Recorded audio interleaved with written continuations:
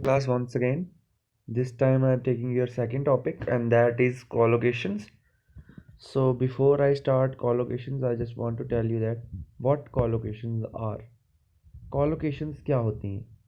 Collocations होती हैं, ये दो या दो वर्ड्स से बनती हैं जो हमेशा एक दूसरे के साथ जुड़ते हैं.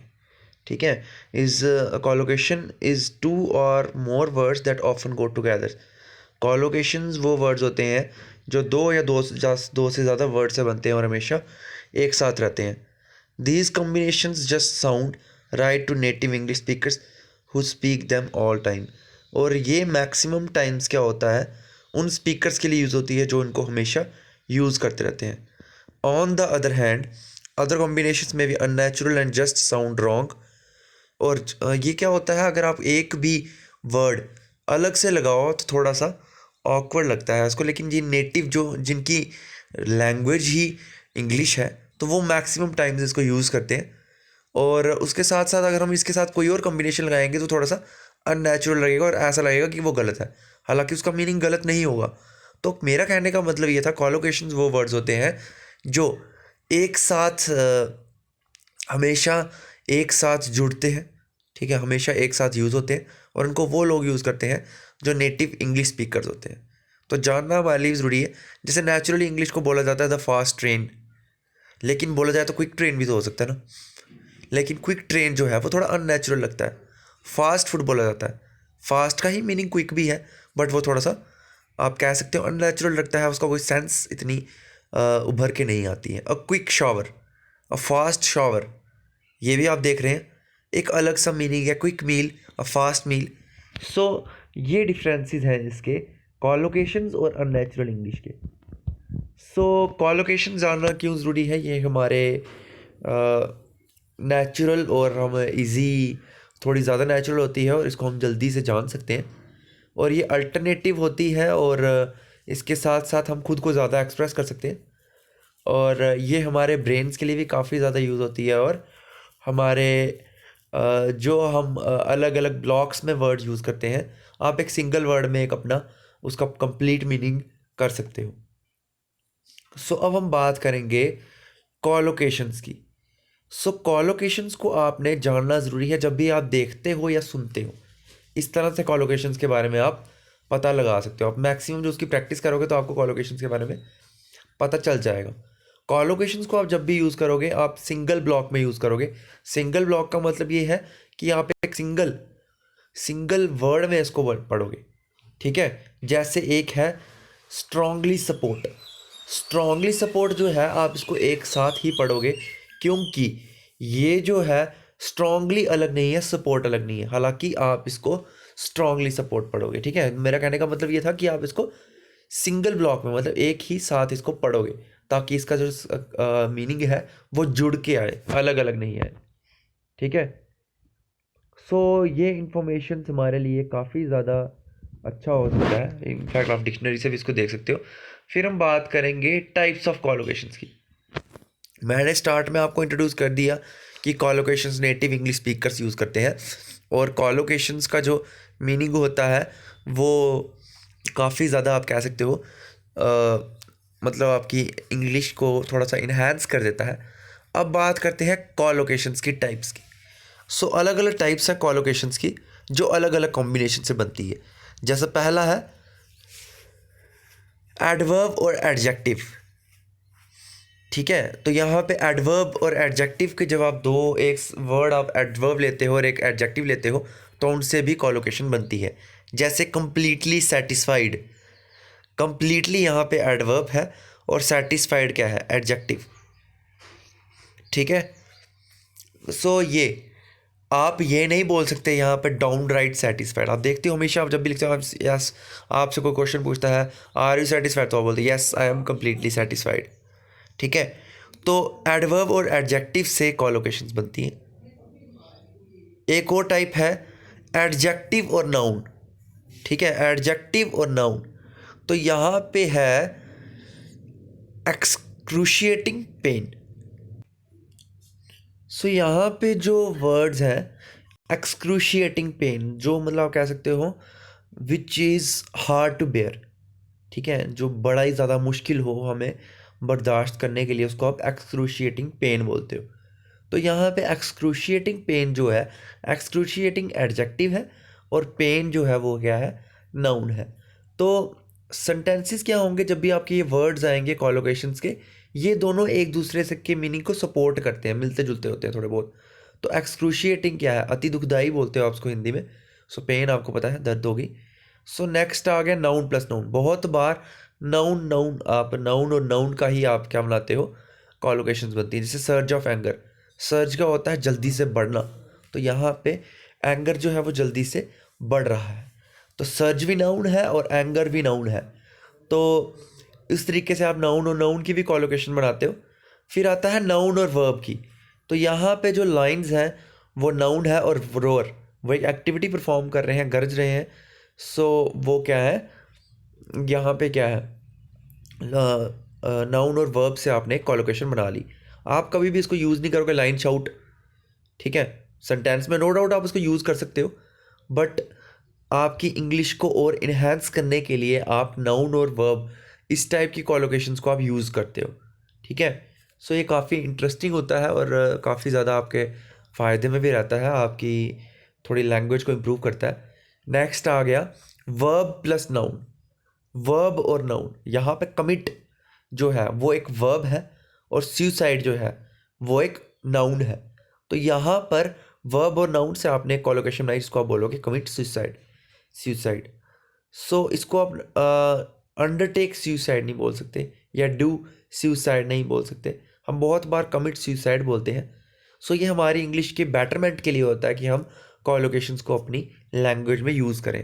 नेक्स्ट आ रहा है verb plus expression with prepositions, ठीक है। So verb plus expressions with prepositions. तो पहला है बर्स्ट इनटू टेयर्स। यहाँ पे आपका जो वर्ब है वो बर्स्ट है और एक्सप्रेशंस आपने बना दिए प्रीपोजिशन के साथ, टेयर्स आपके एक्सप्रेशंस आ गए, इनटू आपने प्रीपोजिशन लगा ली। तो वर्ब और वर्ब प्रीपोजिशन की एक्सप्रेशन के साथ भी आप कॉलोकेशंस को यूज़ कर सकते हो।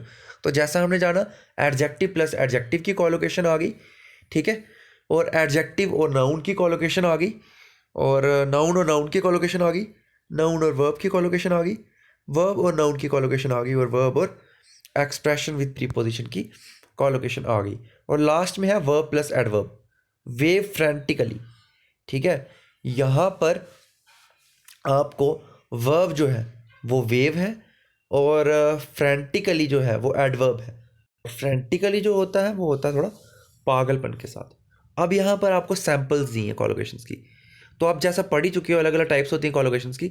कॉलोकेशंस एडजेक्टिव प्लस एडवर्ब हो सकती हैं, नाउन प्लस नाउन हो सकती हैं, वर्ब प्लस नाउन हो सकती हैं, और भी बहुत सारी हो सकती हैं। तो इनके बारे में हम जानेंगे। पहला है एडवर्ब प्लस एडजेक्टिव की, ठीक है। Invading that country was an utterly stupid thing to do. यहाँ पर अटरली जो है वो एडवर्ब है और स्टूपिड जो है वो एक एडजेक्टिव है। We entered a richly decorated room, richly जो है वो एडवर्ब है, डेकोरेटेड जो है वो रूम है। Are you fully aware of the implications of your action, are you fully, fully जो है वो एडवर्ब है, अवेयर जो है एडजेक्टिव है, ठीक है। सो ये एडवर्ब और एडजेक्टिव से बनाया हुआ है। नेक्स्ट है एडजेक्टिव प्लस नाउन। एडजेक्टिव और नाउन से कौन कौन से हमने बनाया, तो पहला है the doctor ordered him to take regular exercise. Regular जो है वो एडजेक्टिव है और नाउन जो है वो आपकी एक्सरसाइज है। The Titanic sank on its maiden voyage. तो यहाँ पर जो Titanic sank on its maiden, maiden जो है वो एडजेक्टिव है और व्योएज जो है वो नाउन है, यात्रा जिसको आप बोलते हो। He was rethinking on the ground in excruciating pen. तो यहाँ पर आपको बोल रहे हैं वो बिलख रहा है ग्राउंड पर, जो उसको बहुत ज़्यादा दर्द हो रही है, ठीक है। सो एक्सक्रूशिएटिंग एडजेक्टिव है और नाउन जो है वो पेन है। नाउन और नाउन, नाउन और नाउन को जब आप जोड़ते हो तो कैसा आता है, let's give mister Jones a round of applause. So यहाँ पर मिस्टर जॉन्स के बारे में राउंड ऑफ अप्लॉज जो है, राउंड जो है वो भी नाउन है, ऑफ अप्लॉज भी नाउन है। The ceasefire agreement came into effect at 11 AM। तो यहाँ पर सीज फायर जो है नाउन, एग्रीमेंट भी क्या है, noun. I would like to buy 2 bars of soap please. तो यहाँ पे बार्स ऑफ सोप ये भी नाउन और नाउन के बीच में आपने कॉलोकेशन बनाई हुई है। सो ये सब एग्जांपल्स हैं, मैं इनको डिफाइन करते जा रहा हूँ। नेक्स्ट है noun plus verb. The lion started to roar when it heard when it sorry the lion started to roar when it heard the dog barking. तो यहाँ पे डॉग और बार्किंग जो है वो क्या है, नाउन और verb. Snow was falling as a plane took off. यहाँ पर प्लेन जो है वो नाउन है और टुक ऑफ एक फ्रेजल वर्ब है आपकी, ठीक है। The bomb went off. Bomb जो है वो नाउन है और वेंट ऑफ जो है वो फ्रेजल वर्ब है, तो फ्रेज वर्ब की टाइप हुई। When we started the car engine. अब है वर्ब प्लस नाउन। आप पहले वर्ब और उसके बाद नाउन यूज़ कर सकते हो कॉलोकेशन बनाने के लिए। The prisoner was hanged for committing suicide, sorry committing murder. तो यहाँ पे कमिटिंग जो है वो वर्ब है और मर्डर जो है वो नाउन है। I always try to do my work in the morning after making my bed. तो यहाँ पे मेकिंग माई बेड जो है वो क्या है, मेकिंग जो है वो वर्ब है और माई बेड जो है वो नाउन है। नेक्स्ट जो है वो है वर्ब प्लस नाउन। तो prisoner was hanged for committing murder. तो यहाँ पे वर्ब और नाउन को आपने यूज़ किया हुआ। The prisoner was hanged for committing murder. तो वर्ब जो है वो है कमिटिंग, नाउन जो है वो क्या है, murder. I always try to do my homework in the morning after making my bed. Making जो है वो वर्ब है और माई बेड जो है वो नाउन है।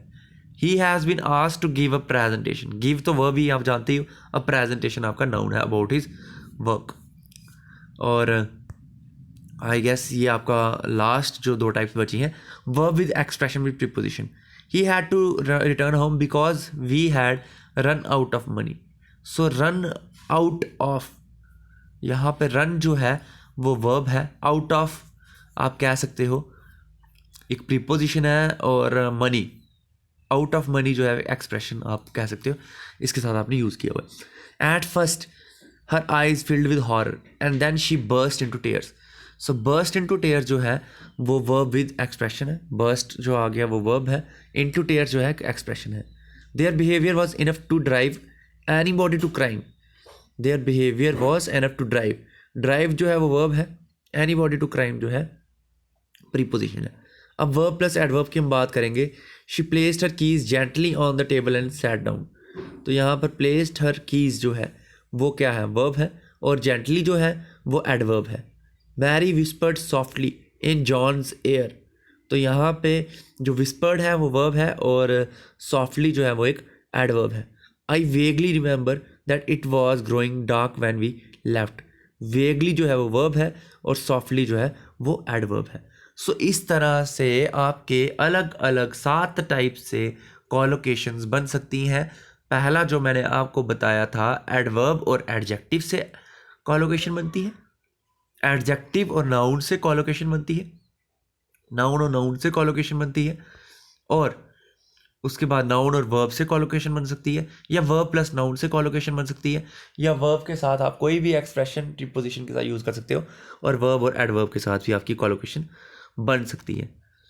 सो ये हमारी कंप्लीट आज लेक्चर था about collocations. I hope you all have understood each and every aspect of this chapter very well, of this topic very well. And if you have any kind of doubt, then you can ask me in the group. So thanks and have a nice day.